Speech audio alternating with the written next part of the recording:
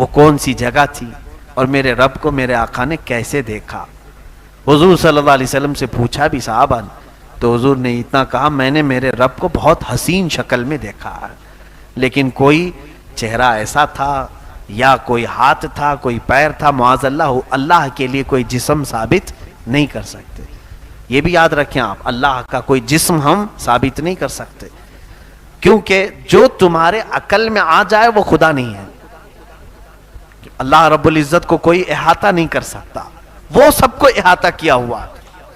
اب یہاں سے میرے آقا صلی اللہ تعالی علیہ وسلم فرماتے ہیں مجھے آواز آئی اپنے رب کی طرف سے، اے احمد قریب آؤ، اے احمد قریب آؤ، اے احمد قریب آؤ. میرے آقا کا آسمانوں میں احمد نام ہے، زمینوں میں محمد نام. احمد بلایا جا رہا تھا. اس کے بعد رب تعالیٰ سے آپ قریب ہوتے گئے، قریب ہوتے گئے. حضور صلی اللہ علیہ وسلم فرماتے ہیں رب ذوالجلال نے اپنے دست قدرت کو میرے سینے پر رکھا، جس کی ٹھنڈک میں نے محسوس کی اور میں نے دیکھا زمین کے سارے خزانے میرے سامنے کھلے ہوئے تھے. میں نے آسمانوں اور زمینوں کی ساری چیزیں دیکھ لیں. اسی وقت میں نے پوری کائنات کو دیکھ لیا. اللہ رب العزت جس کے سینے پر دست قدرت رکھے، اب اس سے کون سی چیز چھپی رہے گی. اسی لیے میرے عزیزو ہماری یہ محفل بھی میرے آقا کی نظروں سے چھپی ہوئی نہیں ہے. اللہ نے اپنے رسول کو وہ طاقت و قوت اور تصرف عطا فرمایا.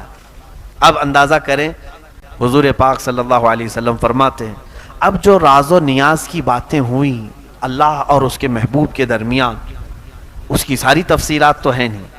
اللہ تبارک تعالیٰ نے اپنے نبی سے کیا باتیں فرمائی، بہت ساری باتیں تھیں، لیکن جو امت کے لیے تھی وہ اہم باتیں تھیں. حضور پاک صلی اللہ تعالیٰ علیہ وسلم کو اس وقت میرے رب نے ایک آپشن دیا، اختیار دیا. ویسے تو خود اللہ نے بلایا ہے، آج میرے آقا جو مانگتے وہ مل جاتا، اور ملا بھی. اندازہ کرے حضور صلی اللہ علیہ وسلم سے رب تعالیٰ یہ فرما رہا ہے اے محبوب آج تمہاری کوئی حاجت ہو تو بیان کر دو. اگر رسول پاک صلی اللہ علیہ وسلم، کیونکہ میرے آقا نے کبھی یہ نہیں کہا کہ مولا مجھے اب کسی چیز کی حاجت نہیں، بلکہ ہمیشہ ہم تیرے محتاج ہی ہیں. یہ وہ زمانہ تھا جب مکہ والے ستا رہے تھے، یہ وہ زمانہ تھا جب مکہ والے صحابہ کو گھسیٹا کرتے تھے، حضور پر سوشل بائیکاٹ کے قانون لگائے تھے، بہت ساری پابندیاں کی تھی، پریشان کیے ہوئے تھے. میرے آقا صلی اللہ تعالیٰ علیہ وسلم اللہ تعالیٰ سے یہ عرض کرتے کہ مولا یہ ساری کلفتیں آزاد ہو جائیں، مکہ میں بڑا محل مل جائے، عیش سے میرے سارے ساتھی میرے صحابہ زندگی گزارے. حضور صلی اللہ تعالیٰ علیہ وسلم سے جب رب تعالیٰ نے فرمایا اے محبوب آج تمہاری کوئی حاجت ہے تو بیان کرو، میرے آقا صلی اللہ علیہ وسلم نے فرمایا مولا ایک حاجت ہے میری، ایک حاجت ہے میری. تو رب نے فرمایا کہو میرے محبوب. میرے آقا نے عرض کیا مولا میری امت کی بخشش میرے حوالے کرتے، میری امت کو میرے حوالے کرتے.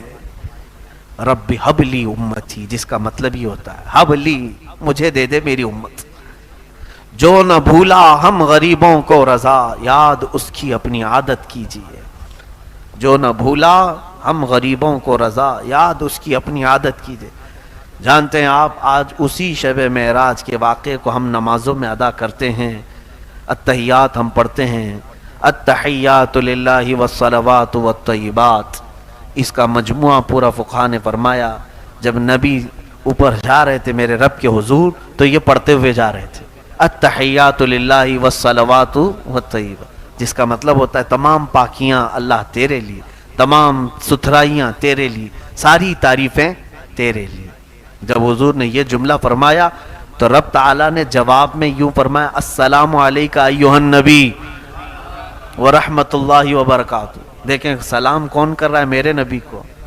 اللہ خود فرما رہا ہے اے نبی تم پر سلامتی ہو اور اللہ کی رحمت اور اس کی برکت. حضور کو سلام ملا کس کی طرف سے؟ اللہ کی طرف سے. اور اس کے بعد حضور صلی اللہ علیہ وسلم نے پھر دوبارہ یوں عرض کیا. دیکھیں یہ بھی موقع کیسا ہے میاں، اگر ہمیں کوئی بڑا آدمی سلام کر لے تو ہم کیا سوچیں کہ اب ہماری حیثیت بڑھ گئی، کسی اور کو یاد کریں نہ کریں.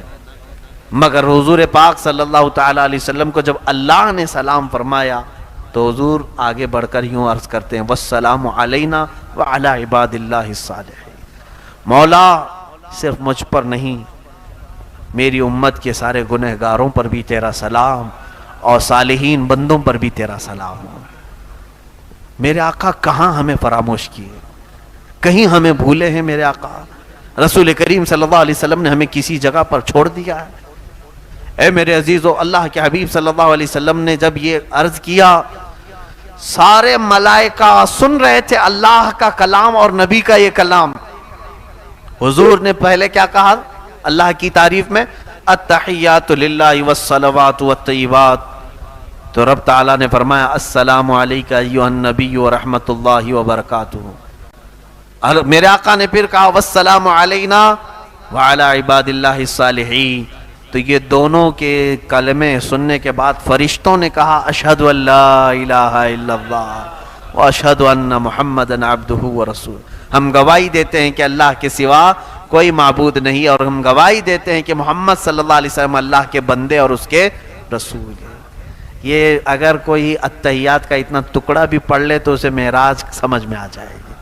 معراج کا سفر اس کے اندر، ہم نمازوں میں اتحیات میں بیٹھے تو یہ منظر تصور میں لے کے آنا چاہیے۔ یہ منظر تصور میں لے کے آئیں کہ رسول پاک نے یہ جملے ادا کیے تھے، پھر میرے مولا نے اپنے نبی کو سلام کیا تھا، اور اس کے بعد میرے آقا نے ہم غریبوں کو یاد کیا تھا، پھر فرشتوں نے سب شہادت بیان کی تھی، ہم بھی کیوں نہ فرشتوں کی شہادت بیان کریں۔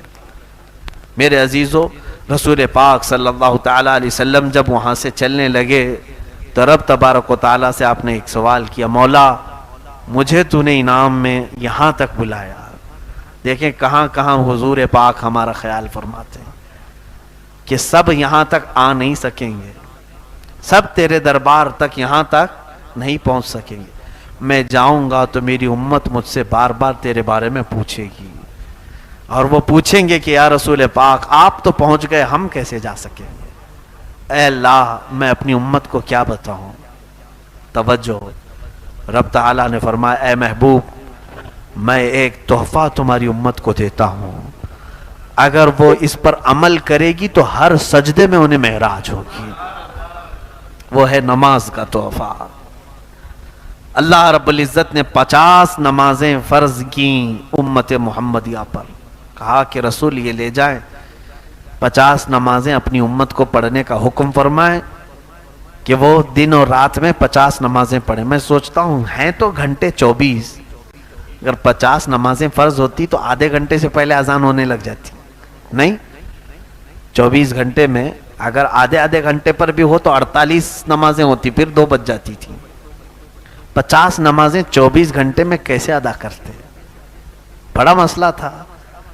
اللہ رب العزت نے بھی ظاہر سی بات ہے وہ بندوں پر عسر تکلیف تو نہیں چاہتا، حرج میں نہیں ڈالتا، مولا اتنا ہی دیتا ہے حکم جتنا بندے اٹھا سکتے۔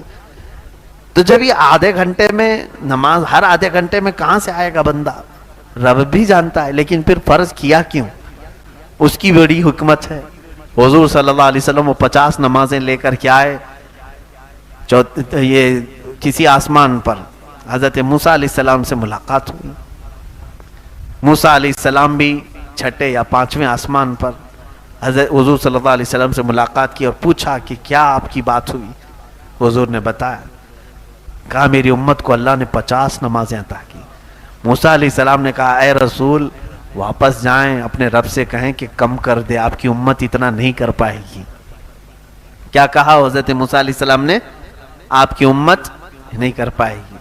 اب یہاں دیکھیں میرے آقا کے علم غیب پر سوال کرنے والے آج 5 وقت کی نمازیں پڑھ رہے ہیں کہ 50 پڑھ رہے ہیں؟ 5 پڑھ رہے ہیں نا۔ موسیٰ علیہ السلام کو یہ کیسے معلوم تھا کہ امت 50 نہیں پڑھ پائے گی؟ جب موسیٰ علیہ السلام کو یہ غیب کا علم تھا تو میرے نبی کو کتنا غیب کا علم ہوگا؟ موسیٰ علیہ السلام ہی نے تو کہا۔ حضور صلی اللہ علیہ وسلم گئے، رب تعالیٰ سے عرض کیا مولا اس میں کچھ کم کر دے، 5 کم ہوئی، 45 لے کر آئے۔ پھر موسیٰ علیہ السلام نے روکا، کہا اور کم کرائیں۔ 9 مرتبہ حضور کا جانا آنا ہوا ہے۔ کتنی مرتبہ؟ 9 مرتبہ حضور صلی اللہ علیہ وسلم رب تعالیٰ کے حضور جاتے، کم کراتے، آتے۔ اب یہاں پر بھی بعض مفسرین نے لکھا ہے کہ ایک ہی بار میں ڈائریکٹ 45 کم کرا کے آ جاتے. اللہ کو بھی معلوم ہے جب حضور صلی اللہ تعالی علیہ وسلم 5 لے کر کے آئے تھے, 45 گھٹ گئی, کتنی بچی؟ 5. تو حضرت موسیٰ علیہ السلام نے پھر کہا اور جائیے کم کرائیے. تب میرے آقا نے کہا اب مجھے شرم آ رہی ہے, اب حیا آتی ہے, اس سے کم کراؤں.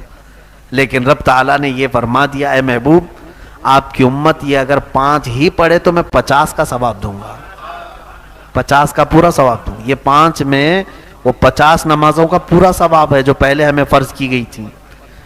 اب یہاں پر مفسرین فرماتے ہیں ایک ساتھ کم کروا سکتے تھے, جا کر کے سیدھے کہتے 45 کم کر دے, 5 رکھ جائیں گے.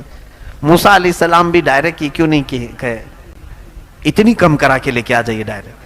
تو فرمایا موسیٰ علیہ السلام وہ تجلی جو کوہ طور پر دیکھ نہیں سکے تھے, جو ہلکی سی تجلی دیکھ کر غش کھا کر گر گئے تھے, موسیٰ علیہ السلام وہ رب ذوالجلال کی تجلیاں میرے مصطفیٰ کی آنکھوں میں دیکھ رہے تھے, میرے نبی کی آنکھوں میں دیکھ رہے تھے. آنکھوں میں آنکھیں ڈال کر کے مولا کو دیکھ کر آنے والی آنکھیں کیسی ہیں. تو اس لیے جب میرے آقا حضور صلی اللہ علیہ وسلم رب تعالیٰ کے حضور سے واپس آتے, وہ آنکھوں میں تازہ جمال و جلال میرے رب ذوالجلال کا. موسیٰ علیہ السلام توجہ سے دیکھتے اور پھر کہتے جائیے آپ. حضور صلی اللہ علیہ وسلم کا معاملہ یہ تھا, اپنے رب کے حضور جتنی بار جاؤں کم ہی ہے, بار بار ملاقات کروں. اور رب تعالیٰ یہ چاہتا ہے کہ میرا محبوب آئے جائے آئے جائے. حضور صلی اللہ تعالی علیہ وسلم اخیر میں یہ تحفہ لے کر تشریف لائے.